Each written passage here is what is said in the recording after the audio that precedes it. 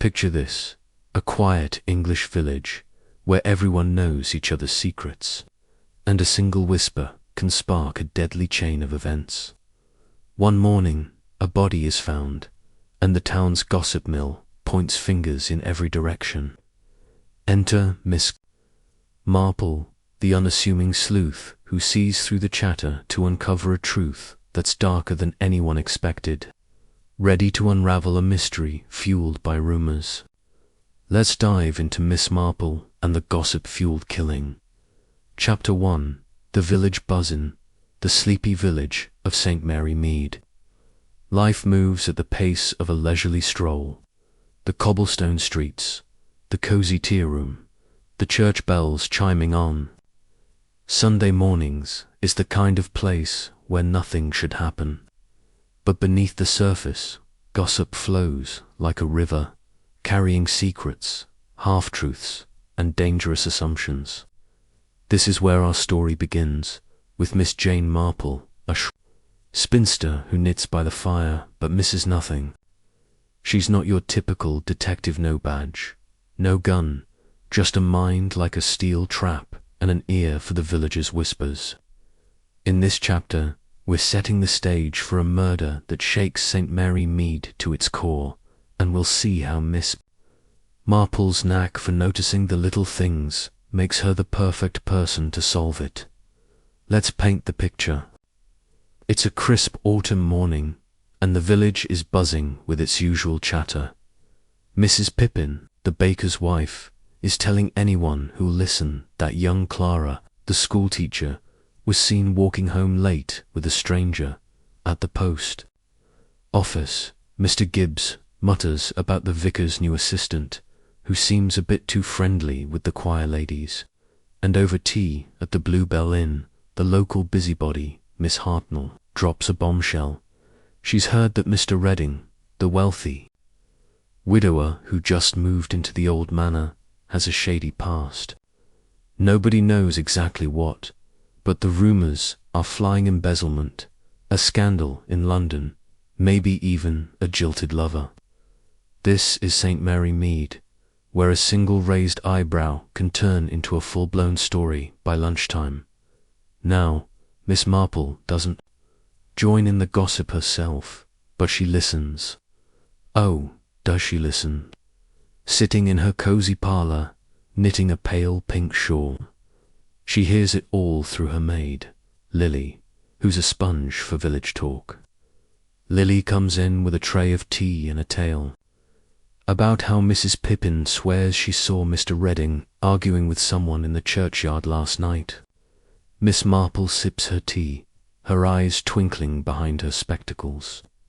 She doesn't say much, but her mind is already working, piecing together the fragments of chatter like a puzzle. She knows gossip isn't just idle talk, it's a map to human nature, full of clues about who's hiding what. Here's where things take a turn. That evening, the village is rocked by shocking news. Mr. Redding is dead, found slumped in his study with a letter opener in his chest. The police are called, and Inspector Slack, a gruff man who thinks village folk are too simple to commit a clever crime, declares it a robbery gone wrong. But Miss Marple isn't so sure. She's noticed something the inspector hasn't. The letter opener isn't just any letter opener, it's monogrammed with the initials of someone in the village. And then there's the matter of the gossip. The stories about Mr. Redding's past, Clara's late-night walk, the vicar's assistant, they're all swirling in her head, and she's starting to see a pattern. Let's break down why this matters. Gossip. Chapter 2. Clara's secret. The sun is barely up in St. Mary Mead, but the village is already humming with talk about Mr. Redding's murder. In the midst of this chaos, Miss Marple decides to pay a visit to Clara, the young schoolteacher caught in the gossip's crosshairs. Clara's name keeps coming up. Mrs. Pippin's story about her late-night walk with a stranger has spread like wildfire, and now everyone's wondering if she's hiding something. Miss Marple, with her knack for seeing through the noise, knows. Clara might hold the key to unraveling the mystery. In this chapter, we'll follow Miss Marple as she has a quiet chat with Clara, peeling back the layers of rumor to reveal a surprising truth that deepens the case. It's a chilly morning when Miss Marple knocks on the door of Clara's modest cottage, just across from the schoolhouse. Clara opens the door, looking pale and nervous, her dark hair pulled back in a tight bun. She's barely 25, with a kind face but eyes that dart like she's expecting trouble. Miss Marple, ever the picture of calm, offers a warm smile and holds out a basket of homemade sconza, perfect excuse for a visit. "I thought you might like a little company, dear," she says, her voice gentle but her eyes sharp. Clara hesitates but lets her in, and soon they're sitting at a small kitchen table, a pot of tea steaming between them. Miss Marple doesn't dive straight into questions about the murder. That's not her way. Instead, she chats about the weather, the children at school, the new hymn books at church, small talk that puts Clara at ease. But all the while, she's watching. She notices the way Clara's hands tremble as she pours the tea, the way her eyes flick to a locked drawer in the corner of the room. Miss Marple knows people, and she knows when someone's carrying a secret. Finally, she steers the conversation to the gossip. "The village does love to talk, doesn't it?" she says lightly. "Mrs. Pippin mentioned seeing you out late the other night. I'm sure it's nothing, but you know how stories grow." Clara's face flushes, and for a moment it looks like she might cry. Then, in a rush, it all comes out. Yes, she was out late, but not with a stranger. She was meeting her brother, Tom, who's been hiding in the next village. Tom's in trouble, big trouble. He ran up gambling debts in London and skipped town to avoid some unsavory characters. Clara's been helping him, sneaking him money and food, but she's terrified someone will find out. "If people knew, they'd think I'm involved in something awful," she whispers. "And now, with Mr. Redding's death, they're saying I had something to do with it." Miss Marple nods, her face kind but her mind racing. Clara's story explains the late-night walk, but it also raises new questions. Could Tom's troubles be linked to Mr. Redding? Here's where Miss Marple's genius shines. She doesn't just take Clara's story at face value, she digs deeper. She asks gentle, probing questions. When did Tom arrive? Did he ever mention Mr. Redding? Did anyone else see him? Clara admits that Tom showed up a week ago, right around the time Mr. Redding moved to St. Mary Mead. She swears Tom never mentioned the man, but there's something in her voice, a hesitation that Miss Marple files away for later. She also learns that Clara's been borrowing money from the church fund to help Tom, promising to pay it back before anyone notices. It's a risky move, and Miss Marple knows it could make Clara look guilty if the wrong person finds out. Let's pause for a practical tip. Miss Marple's approach to questioning Clara is something we can all learn from. When you're trying to get to the truth, don't accuse or push too hard. Build trust, first talk about something neutral, like the weather or Chapter 3. Shadows of the Past. The village of St. Mary Mead is still reeling from Mr. Redding's murder, and the gossip is growing wilder by the day. Miss Marple, with her quiet determination, is zeroing in on a new lead. Mr. Redding's mysterious past, the whispers about his time in London embezzlement, a scandal, maybe even a jilted lover are too persistent to ignore. In this chapter, we'll follow Miss Marple as she digs into who Mr. Redding really was, uncovering a trail of secrets that might just point to his killer. With her knitting needles clicking and her mind sharper than ever, she's about to unravel a thread that ties the village to a dangerous world beyond its borders. It's a grey afternoon when Miss Marple settles into her favourite armchair by the window, a cup of tea in hand and a plan forming. She's been thinking about Mr. Redding's arrival in St. Mary Mead. He came to the village just a month ago, renting the grand old manor on the hill with its ivy-covered walls and creaky gates. He kept to himself, mostly, but his polished suits and city manners stood out in a place where everyone knows your business. The villagers didn't trust him too flashy, too secretive.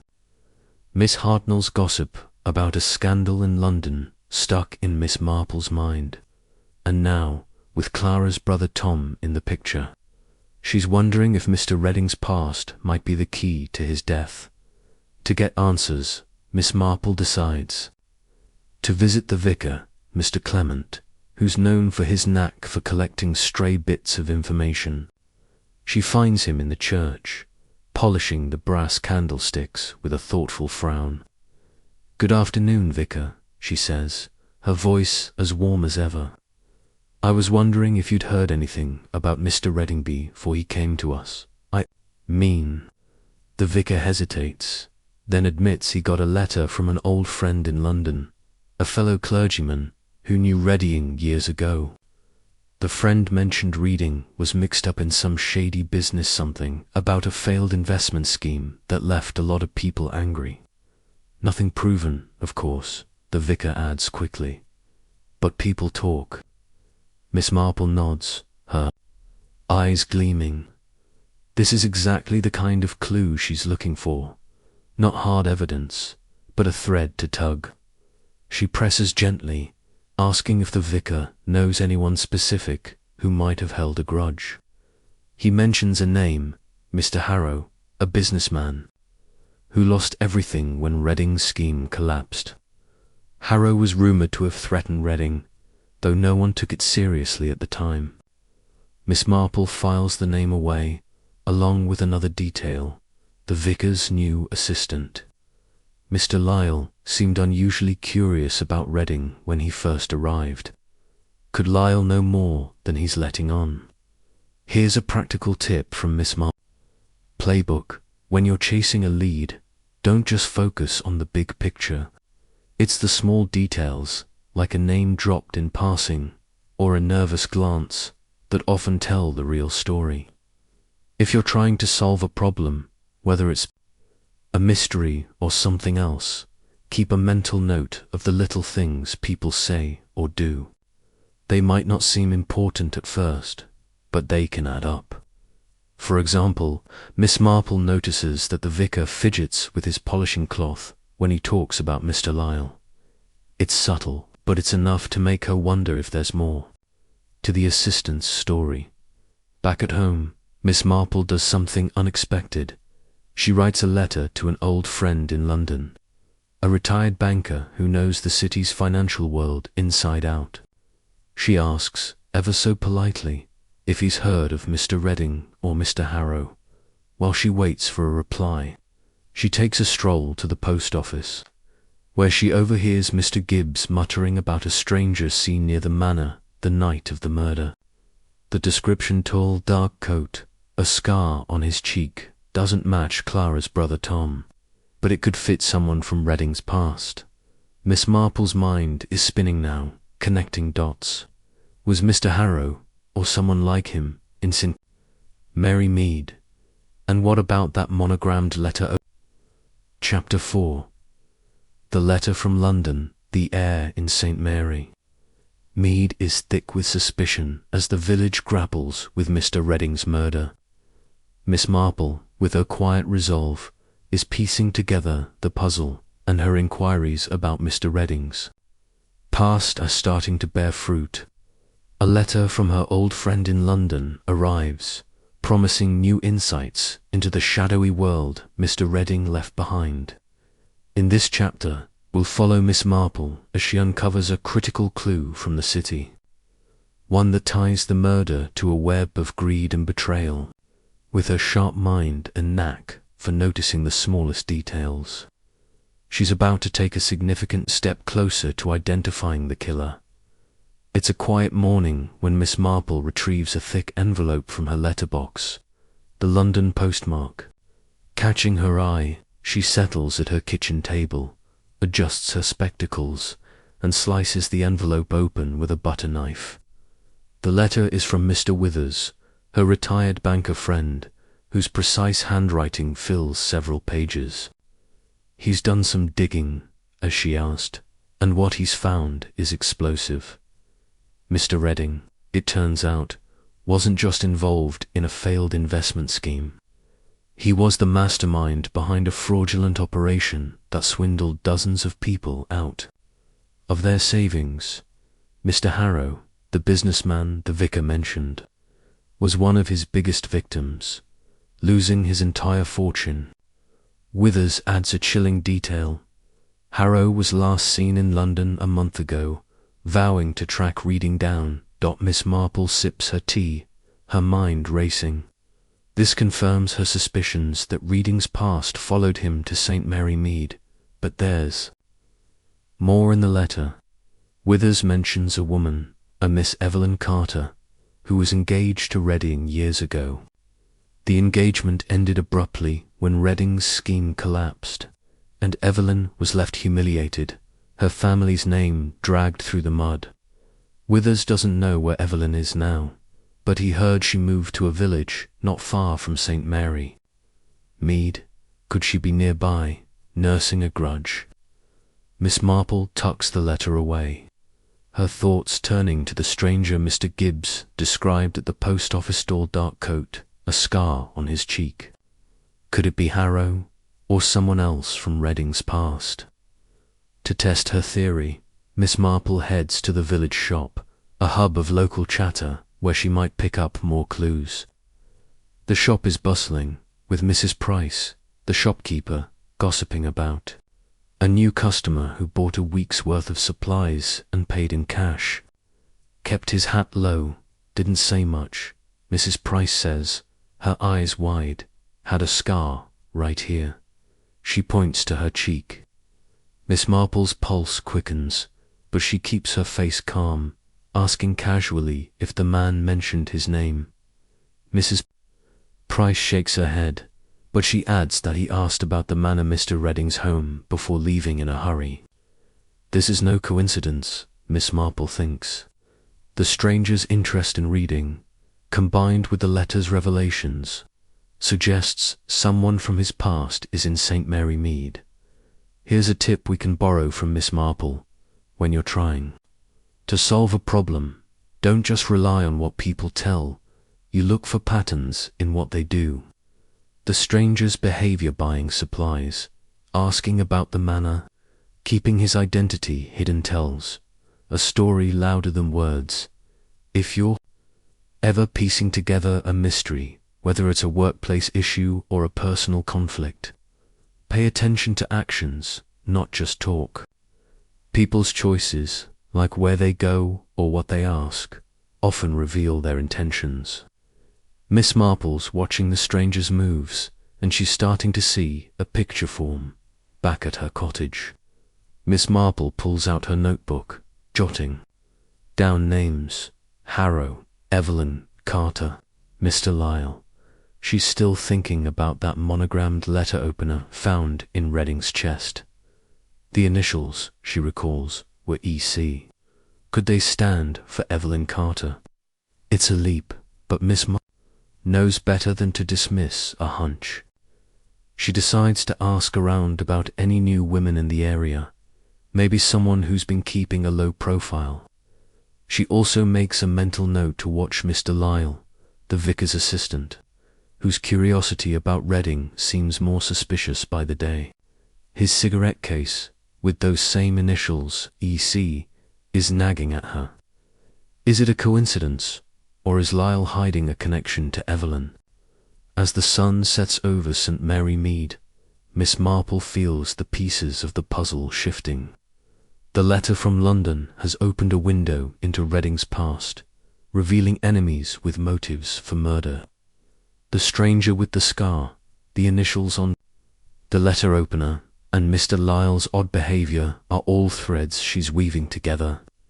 She's not ready to confront anyone yet. Her method is to gather, observe, and wait for the right moment. But the net is tightening, and she knows the killer is closer than anyone thinks. What's next? Miss Marple's about to have an unexpected encounter that sheds light on Mr. Lyle's secrets, and a visit to the manor will uncover. Chapter 5. The Vicar's Assist-a-Thar. Tension in St. Mary Mead is palpable as the mystery of Mr. Redding's murder deepens.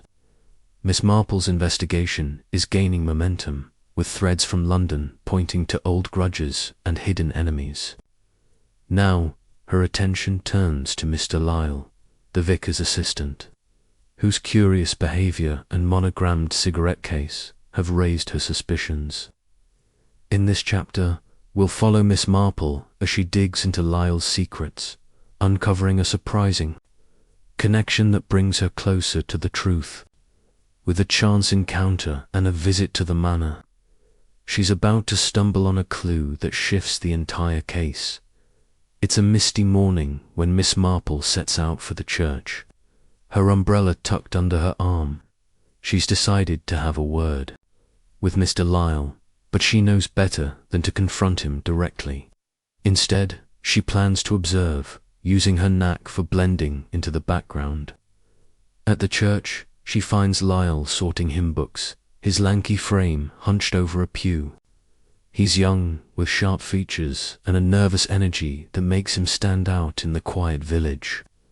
"Good morning, Mr. Lyle," Miss Marple says brightly, settling into a nearby pew as if to admire the stained glass. "You've settled in so nicely here." Lyle smiles, but it's tight, and his fingers fumble with the books. Miss Marple chats about the village, the weather, the upcoming harvest festival, innocent topics that keep Lyle talking.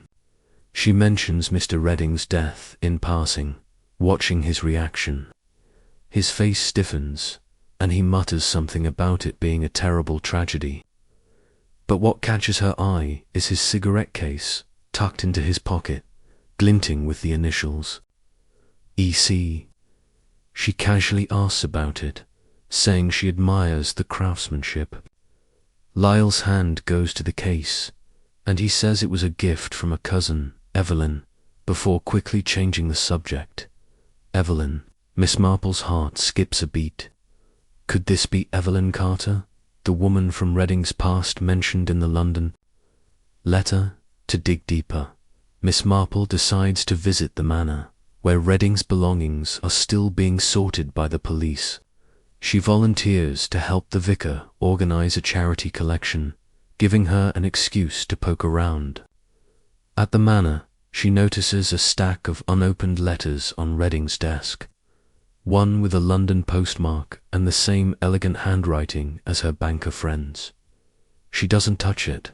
Inspector Slack is hovering nearby, but she memorizes the return address. It's from a boarding house in a nearby town, one that might house someone like Evelyn Carter. She also spots a photograph, half-tucked under a blotter, a younger reading with a woman, her face obscured but her posture tense. Could this be Evelyn, too? Here's a practical tip from Miss Marple's approach. When you're trying to uncover the truth, don't just ask questions, watch how people react. Body language, like Lyle's fumbling hands or quick subject changes, can reveal more than words. If you're navigating a tricky situation, pay attention to these cues. For example, if someone avoids eye contact or gets defensive about a simple question, it might mean they're hiding something. Miss Marple's secret is her ability to read these signs while keeping the conversation light and unthreatening. Later that day, Miss Marple has a stroke of luck. She's at the village green when she overhears two women whispering about a visitor at the vicarage, a woman who arrived late last night, asking for Lyle. They didn't catch her name, but she had a city accent and carried a small suitcase. Miss Marple's mind races. Is this Evelyn Carter, come to St. Mary Mead to confront Reading or Lyle? She decides to keep an eye on the vicarage, taking her knitting to a bench nearby, where she can watch without being noticed. Sure enough, that evening, she sees Lyle slip out, glancing over his shoulder as he heads toward the woods. She doesn't follow too risky, but she notes the direction.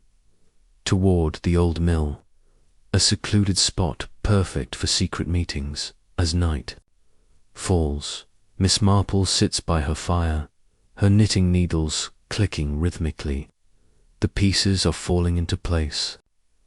Lyle's connection to Evelyn Carter, the photograph, the letter from the boarding house all point to a link between Reading's past and the present murder. The monogrammed letter opener, with those same initials, EC, is no longer just a clue, it's a beacon. But Miss Marple knows she needs more than hunches. She needs proof, and she needs to be careful. The killer is still out there, and her poking around hasn't gone unnoticed. What's next? Miss Marple's about to take a bold step, following a lead to the old mill where secrets are waiting to be uncovered. The villagers' whispers are growing louder, and the truth is closer than ever.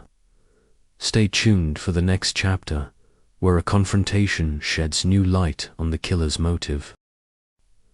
Chapter 6. Whispers at the Old Miltha.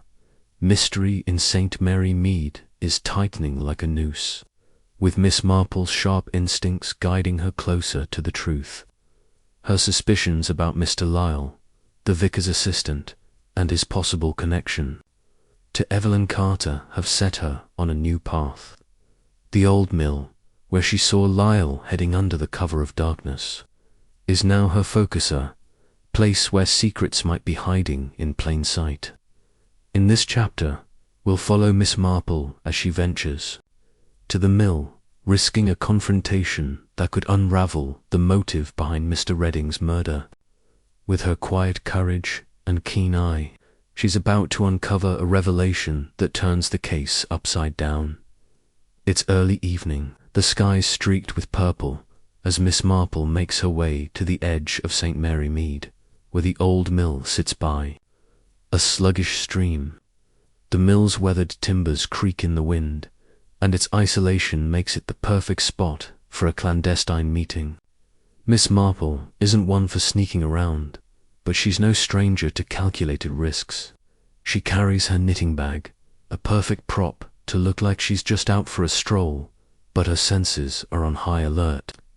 She's thinking about Lyle's nervous demeanor, the EC initials on his cigarette case, and the woman who visited the vicarage.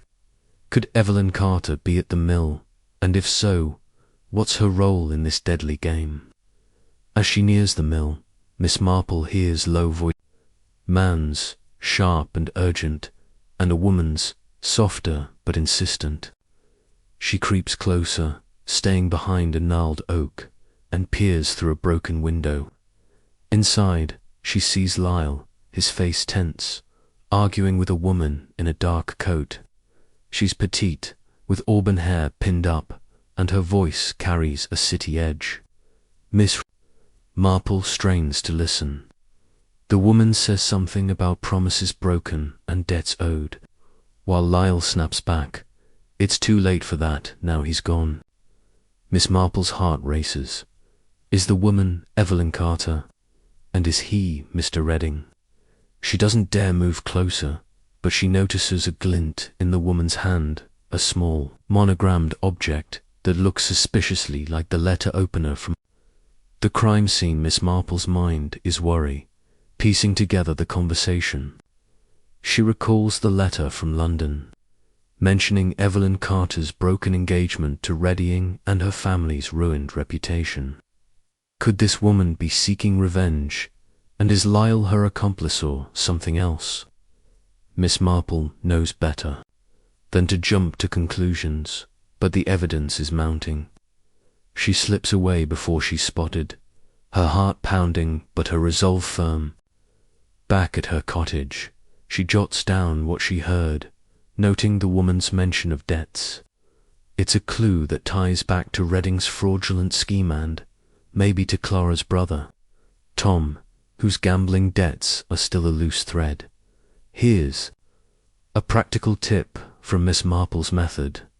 When you're close to the truth, don't rush in. Observe, listen, and gather as much as you can before acting. If you're trying to solve a problem, say, figuring out who's behind a workplace, rumor watch and wait for patterns to emerge. Miss Marple could have confronted Lyle and the woman, but she chose to stay hidden, knowing that patience often reveals more than boldness. Try this yourself. Next time you're faced with a mystery, take a step back and let the pieces come to you before making a move. The next morning, Miss Marple visits the post office to send a quick note to her banker friend, asking if he knows anything about Evelyn Carter's current whereabouts.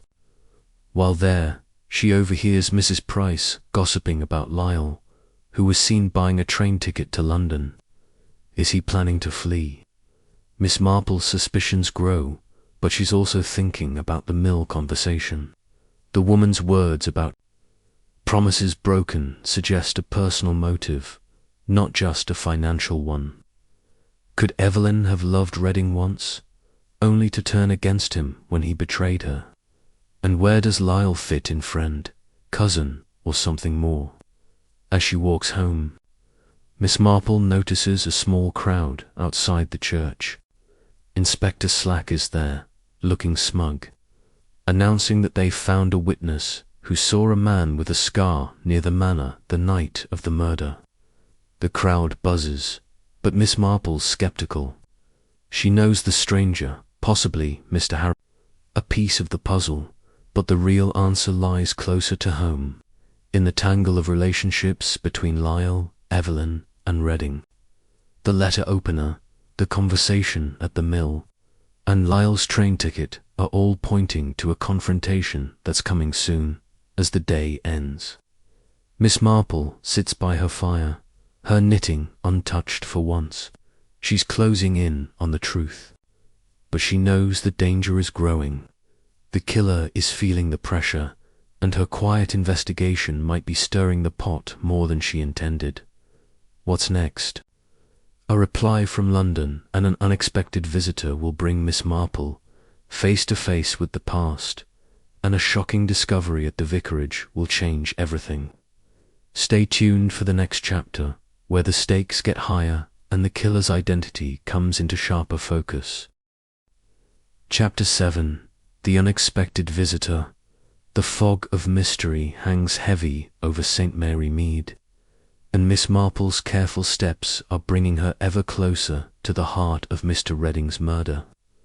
With new clues pointing to a tangled web of betrayal, she's waiting for a reply from her London contact and keeping a close eye on the vicarage. In this chapter, an unexpected visitor arrives, bringing a revelation that shifts the entire investigation.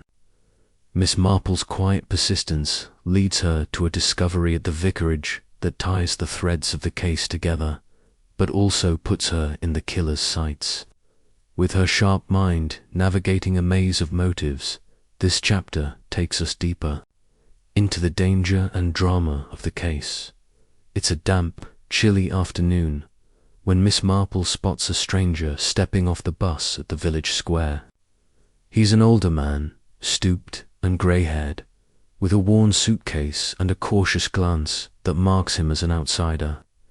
She's at the tea room, sipping chamomile and chatting with Mrs. Pippin, but her eyes are on the newcomer. He asks a passerby for directions to the vicarage, his voice low but carrying a trace of a London accent. Miss Marple's instincts flare this could be tied to her letter to Mr. Withers, who promised to dig deeper into Evelyn Carter's whereabouts. She finishes her tea, excuses herself, and follows at a discreet distance, her umbrella shielding her from both the drizzle and curious eyes.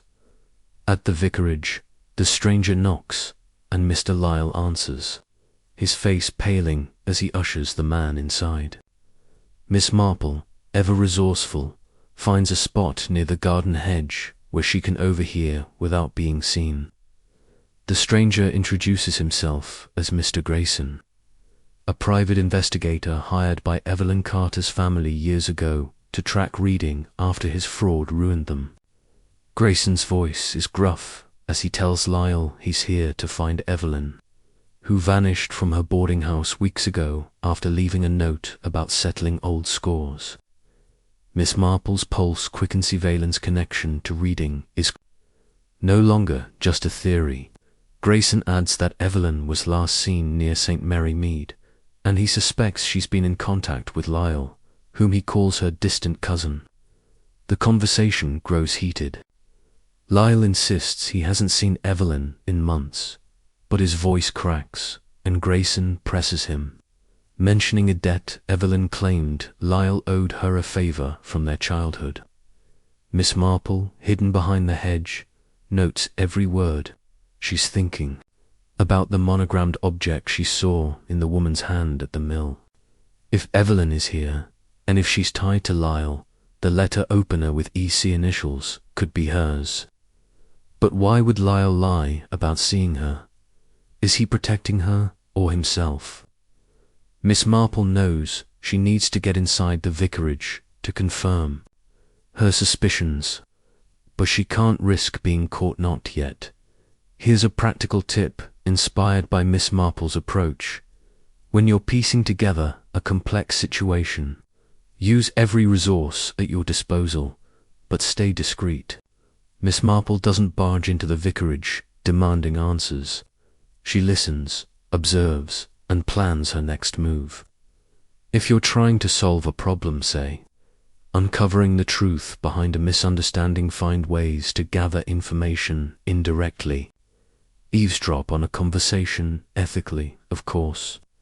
Ask a neutral third party for insights, or watch for subtle signs like hesitation or avoidance.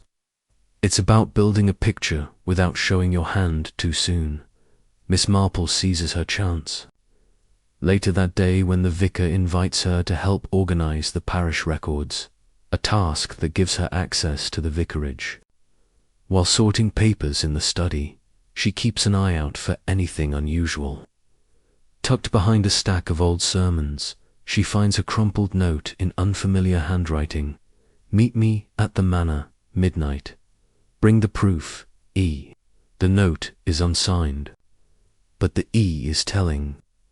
Could it be from Evelyn, arranging a meeting with Lyle or someone else? Miss Marple slips the note into her pocket, careful not to disturb anything else. She also notices a locked desk drawer, slightly ajar, with a glint of metal inside. It's too risky to investigate now, but she suspects it might hold the letter opener or another clue. As she leaves the vicarage, Miss Marple crosses paths with Grayson, who's heading back to the bus stop. He tips his hat, but his eyes linger on her, as if he knows she's more than a harmless old lady. She smiles blandly, deflecting his scrutiny, but her mind is racing. Grayson's presence means Evelyn's family is closing in, which could spook the killer into acting rashly. Back at her cottage, Miss Marple spreads out her notes. The London letter, the mill conversation, the stranger with the scar, and now Grayson's revelations and the vicarage note. She's starting to see a pattern. Evelyn Carter came to St. Mary Mead seeking revenge, and Lyle is caught in the middle, possibly as her ally or her pawn. The day ends with Miss Marple at her window, watching the vicarage lights flicker. She knows she's close to the truth, but the danger is real. Grayson's arrival has stirred things up, and the killer might be feeling cornered. She needs to act fast, but carefully, to stay one step ahead. What's next? A midnight stakeout at the manor reveals a shocking betrayal, and Miss Marple's quiet investigation takes a perilous turn. Stay tuned for the next chapter, where the truth starts to unravel and the killer's mask begins to slip. Chapter 8. Midnight. At the manor, the stakes are rising in St. Mary Mead as Miss Marple edges closer to unmasking Mr. Redding's killer. Armed with the cryptic note found in the vicarage, she's determined to follow its lead to the manor at midnight, where secrets are waiting to be exposed. In this chapter, we'll join Miss Marple on a daring stakeout that reveals a shocking betrayal, pushing her investigation into dangerous territory. With her quiet courage and razor-sharp instincts, she's about to witness a moment that brings the killer's motive into stark relief, but also puts her own safety at risk. As the village clock strikes 11, Miss Marple slips out of her cottage, dressed in a dark shawl that blends into the night. The manor, looming on the hill, is a shadowy silhouette against the moonlit sky, its windows dark except for a faint glow in the study. She's no stranger to late-night errands. She once caught a poacher by watching the woods at dawn, but this feels different. The notes, words, "Meet me at the manor, midnight," bring the proof, echo in her mind. She's certain is Evelyn Carter, and the proof could be the key to Redding's murder. Her knitting bag, slung over her shoulder, holds a small flashlight and a notebook, just in case. She moves silently, sticking to the hedgerow, to avoid prying eyes at the manor. Miss Marple finds a vantage point behind a crumbling garden wall, close enough to see the study window, but hidden by overgrown roses. The air is thick with the scent of damp earth and anticipation. Just before midnight, she hears footsteps crunching on the gravel path. Two figures emerge. One is Mr. Lyle, his lanky frame unmistakable, clutching a small parcel wrapped in cloth. The other is a woman, petite, auburn-haired, her face taut with anger. Miss Marple recognizes her from the mill. This must be Evelyn. Their voices are low, but the night carries their words. Evelyn hisses, "You promised me the letters would stay hidden. Now look what's happened." Lyle retorts, "I didn't know he'd kept copies. He was smarter than we thought." Miss Marple's breath catches letters, copies. She leans closer, careful not to rustle the roses. Evelyn's voice drops to a venomous whisper. "He ruined my life, and you were supposed to make sure he paid for it, but you botched it, didn't you?" Lyle's response is sharp. "I did what you asked, Ty. Got you the key to his study. You're the one who couldn't leave it alone." The argument escalates, and Miss Marple pieces it together. Evelyn orchestrated something against Redding, and Lyle was her reluctant partner.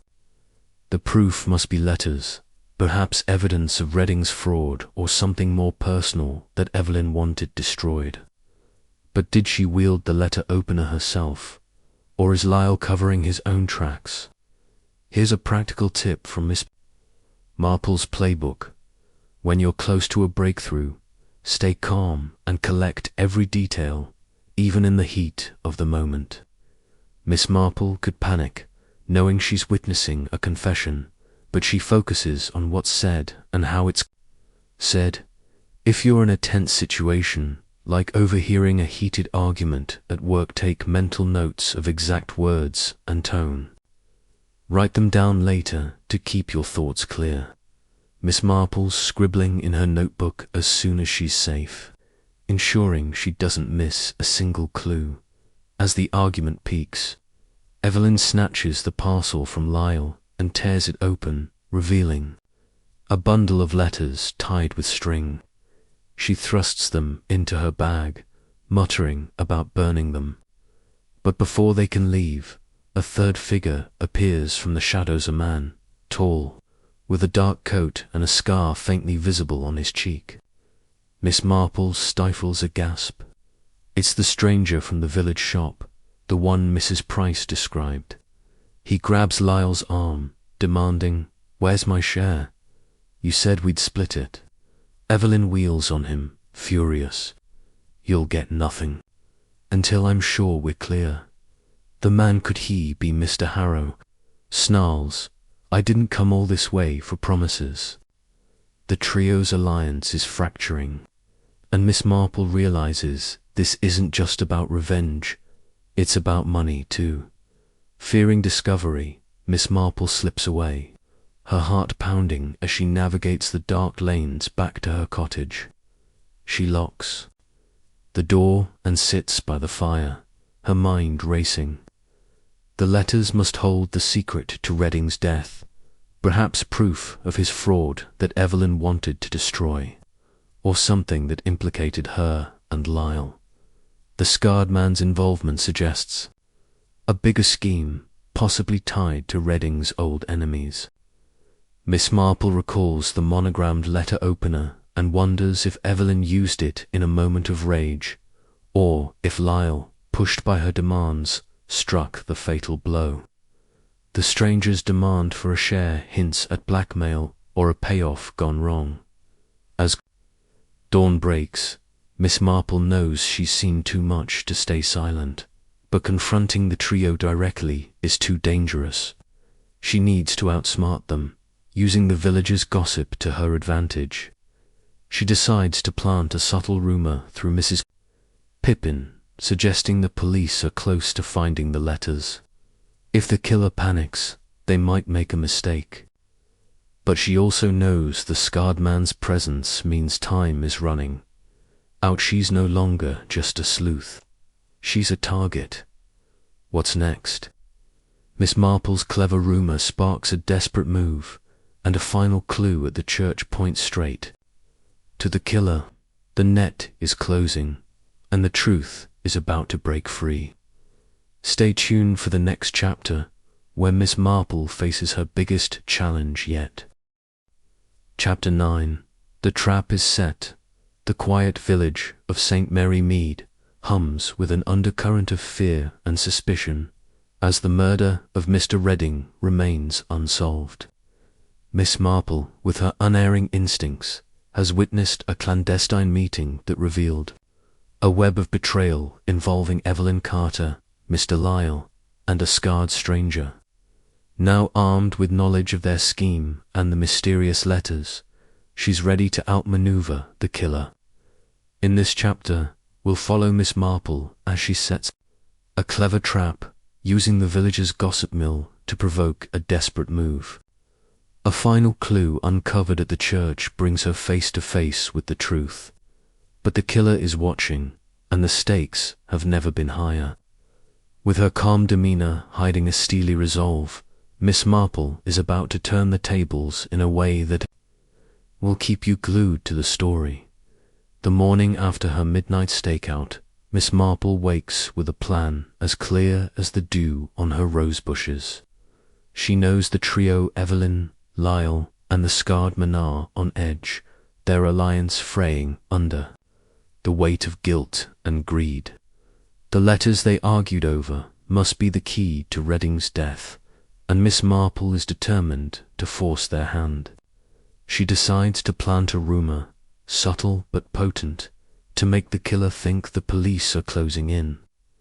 She chooses her ally carefully, Mrs. Pippin, the baker's wife, whose tongue is as quick as her oven is hot.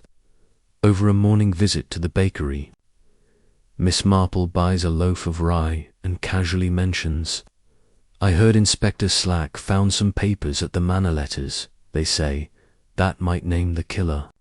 She keeps her tone light, almost dismissive, but Mrs. Pippin's eyes light up like a child's at Christmas. By noon, the rumor will be all over St. Mary Mead, and Miss Marple knows it will reach the trio.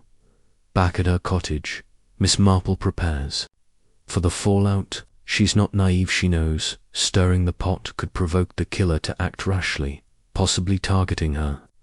She locks her windows and keeps her sturdy walking stick close, its polished oak a quiet reassurance. Her mind is busy replaying the manor conversation, Evelyn's anger, Lyle's defensiveness, the scarred man's demand for a share. She suspects the letters contain evidence of Redding's fraud, perhaps naming Evelyn or Lyle as accomplices or victims who turned against him. The monogrammed letter opener, with its EC initials, points to Evelyn, but Miss Marple wonders if Lyle's involvement runs deeper. Could he have struck the blow to protect Evelyn, or to silence Redding for his own reasons? To confirm her theory, Miss Marple heads to the church, where the parish records might hold a clue about Lyle's past. She's volunteered to help with the harvest festival preparations, giving her an excuse to snoop. The church is quiet, its stone walls cool against the autumn heat. While arranging flowers near the vestry, she notices a dusty ledger on a shelf, labeled Parish Visitors. Flipping through it, she finds an entry from 2 weeks ago. E. Carter, guest of Mr. Lyle Vicarage. The handwriting is the vicar's, and the date aligns with Redding's murder. Miss Marple's heart quickens. This proves Evelyn was in St. Mary Mead, staying with Lyle just before the crime. But there's more. A torn page, hastily tucked into the ledger, lists donations to the church fund with a note in Lyle's hand. EC repaid £50. Repaid. Miss Marple recalls Clara's confession about borrowing from the church fund. Could Evelyn have been involved in that too? Her thoughts are interrupted by a creak at the church door. It's Mr. Lyle, his face drawn and his eyes darting. "Miss Marple, I didn't expect you here," he says, his voice too cheerful. She smiles, clutching her flower basket, and mentions the festival, but her eyes catch a bulge in his coat pockets, rectangular, like a small book or bundle. Could it be the letters? Lyle excuses himself quickly, claiming he's needed at the vicarage, but Miss Marple notices his hands tremble as he adjusts his scarf. She lets him go, knowing confrontation now would be premature. Instead, she memorizes the ledger's details and tucks the torn page into her sleeve. A risky move, but one she can't resist. Here's a practical tip inspired by Miss Marple. Cunning. When you're dealing with a tricky situation, use misdirection to your advantage. Miss Marple's rumor is a masterstroke. It pressures the guilty without revealing her hand. If you're navigating a conflict, like a workplace dispute, try dropping a subtle hint that shifts the dynamic, say, mentioning a meeting with a higher-up to make someone rethink their actions. Just be sure, like Miss Marple, to have a backup plan in case things escalate. Her walking stick and locked windows show she's prepared for trouble, and you should be too when you stir the pot. That afternoon, the rumor works its magic. Miss Marple overhears Mrs. Price at the shop, whispering that the police are searching for secret letters tied to Redding's death. By evening, the village is abuzz, and Miss Marple spots Lyle hurrying toward the train station, his face pale and his coat bulging again. She doesn't follow too obvious, but she visits the tea room, where Mrs. Hartnell, the busybody, lets slip that she saw a woman matching Evelyn's description near the station, arguing with a man who had a scar. The trio is unraveling, just as Miss Marple hoped. She suspects they're planning to destroy the letters or flee, but she needs one more piece of evidence to tie them to the murder. Back home, Miss Marple spreads her notes across her dining table. A patchwork of clues: the ledger entry, the torn page, the manor argument, the EC initials. She's almost certain Evelyn killed, Redding in a fit of rage over his betrayal, with Lyle helping to cover it up, possibly by hiding the letters. The scarred man, likely Mr. Harris, seems to be an opportunist, demanding a cut for his silence. But the church fund connection nags at her. Was Evelyn borrowing money to pay Harrow, or was Lyle skimming funds to help her escape? Miss Marple decides to share her findings with Inspector Slack, But not all of them. She'll keep the ledger page secret until she's sure of the killer's next move. As night falls, Miss Marple sits by her window, her knitting untouched, her eyes on the dark lane leading to the vicarage. The rumor has set things in motion, and she knows the killer is feeling the heat. Her trap is working, but it's a dangerous game. The scarred man's presence, Lyle's nervousness, and Evelyn's desperation all point to a climax. She grips her walking stick, ready for what's coming, what's next. A dramatic confrontation at the station reveals the killer's identity, and Miss Marple's quiet brilliance brings the case to a close. Stay tuned for the final chapter, where the truth is laid bare and justice comes to St. Mary Mead. If you're loving this mystery, don't forget to like and subscribe, and let me know in the comments who you think the killer is. Chapter 10. The truth unveiled. The village of St. Mary Mead is on edge. Its quiet lanes buzzing with the rumor Miss Marple planted about secret letters tied to Mr. Redding's murder. Her clever trap has pushed Evelyn Carter, Mr. Lyle, and the scarred stranger, likely Mr. Harrow, into a frenzy, and she knows the killer is about to make a final, desperate move. In this thrilling final chapter, we'll follow Miss Marple to a dramatic confrontation at the train station, where the truth about the murder comes to light. With her sharp mind and quiet courage, she exposed the killer's identity, unravel the motive, and bring justice to the village, all while navigating the dangers of a cornered criminal. Get ready for a heart-pounding conclusion that ties every clue together. It's a foggy evening, the kind that cloaks St. Mary Mead in a ghostly haze. As Miss Marple makes her way to the train station, she's heard whispers that Lyle and a woman, Evelyn, she's sure was seen there, and she suspects they're planning to flee with the incriminating letters. Her walking stick taps softly on the cobblestones, a steady rhythm that belies her racing heart. She's not alone. She's tipped off Inspector Slack, but only with enough information to ensure he'll be nearby, not close enough to spook the suspects. Her plan is to catch them in the act, forcing a confession that will seal the case. She carries the torn ledger page from the church, her secret weapon, tucked into her coat pocket at the station. The platform is nearly deserted, the last train to London due in 10 minutes. Miss Marple slips into the shadow of a ticket booth, her dark shawl blending with the fog. She spots Lyle, his face gaunt under the dim station lamp, clutching a small suitcase. Beside him is Evelyn, her auburn hair tucked under a scarf, her eyes darting nervously. The scarred man, Mr. Harrow, looms nearby, his coat collar turned up, a cigarette glowing in his hand. The trio is tense, their voices low but sharp. Evelyn snaps, "You said the letters were safe, but now the police are sniffing around." Lyle hisses back, "You should have burned them when you had the chance." Harrow growls, "I want my money now, or I talk." Miss Marple's mind clicks like her knitting needles. The letters, she deduces, must prove Evelyn's involvement in Redding's fraud or something worse. She steps forward, her voice calm but firm. "Good evening, Mr. Lyle, Miss Carter. Quite a night for a trip." The trio freezes, their faces a mix of shock and fear.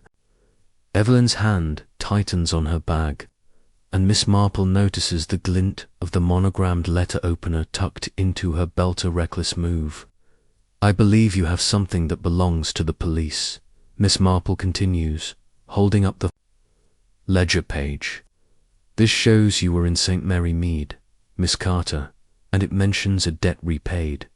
Care to explain?" Evelyn's composure cracks. "You meddling old woman," she spits, but her voice trembles. Lyle tries to intervene, stammering about a misunderstanding, but Harrow cuts him off.